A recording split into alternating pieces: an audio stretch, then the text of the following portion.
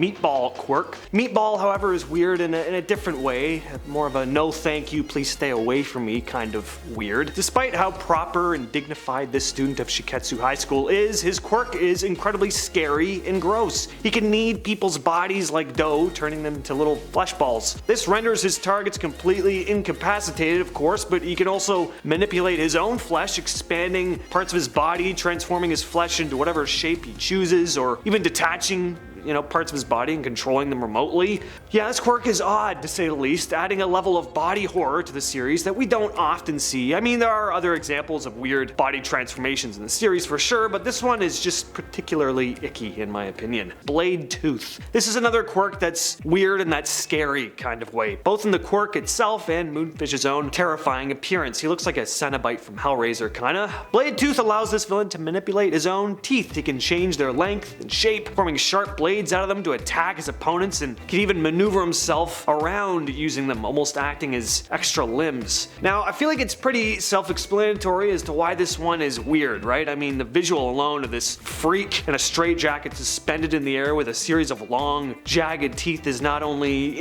strange, but man, does this look painful too. Just imagine these teeth holding all of your weight, and then if they snap, like we see Dark Shadow do, another quirk I'd rather not have. I'd like to keep my teeth inside my mouth where they belong, thank you very much. Tape quirk. Yeah, he shoots tape from his elbows. What of it? Suffice to say, this is a weird one, but it's useful too. Zero can restrain enemies, use his tape to swing around like Spider-Man, which for some reason is a lot stranger than Spider-Man's webbing. I mean, sure, Peter Parker creates his webbing, it's not coming from his actual body, but even if it did, it would be less weird than tape. I mean, again, another human invention forming out of a person's body. Just strange. Especially from the elbows, that's what really adds to the strange factor here. If the tape was just coming out of his hands, it wouldn't be as odd a visual, but the fact that his elbows actually resemble tape dispensers, that's what really makes it weird, I think. Is that a tape dispenser, or is it just a roll of tape? What's it actually called? I think a tape dispenser is what people call it, right?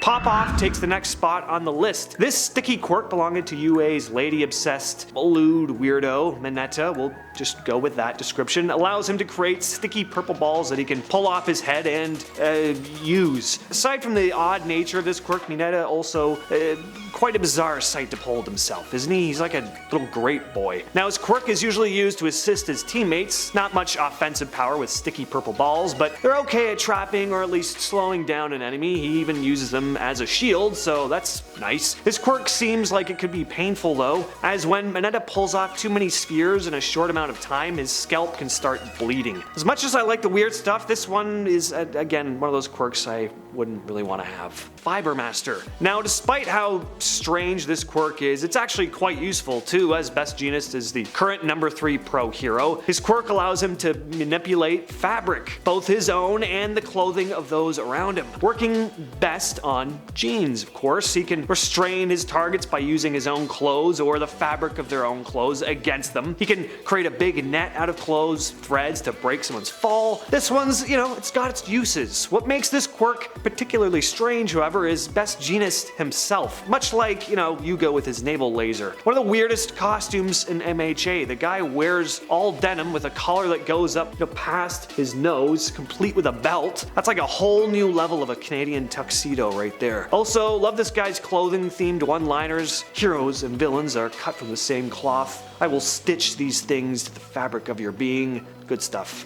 And coming in at the top of the list is the comic quirk. This one is about as on the nose with the superhero comic book inspiration as you can probably get. The kid literally has the head of a speech bubble. His first name is Manga, but I don't think that's referencing anything really. So what's this quirk do? Manga, or Comic Man, honestly, if your first name is already Manga, why even bother picking an alternate superhero name at that point? Has the ability to yell out onomatopoeia that actually function in the real world for what the word represents. So for example, if Mega yells boing, the letters will form as a bouncy platform you can bounce on. Now, how did the power of comics manifest in this kid's DNA and cause him to literally be born with a speech bubble for a head? Was a comic book infused with some sort of magic and then infused with one of his parents' DNA? These are the important questions I ask myself every morning when I wake up. Am I a better person for it? Yes, I think I am.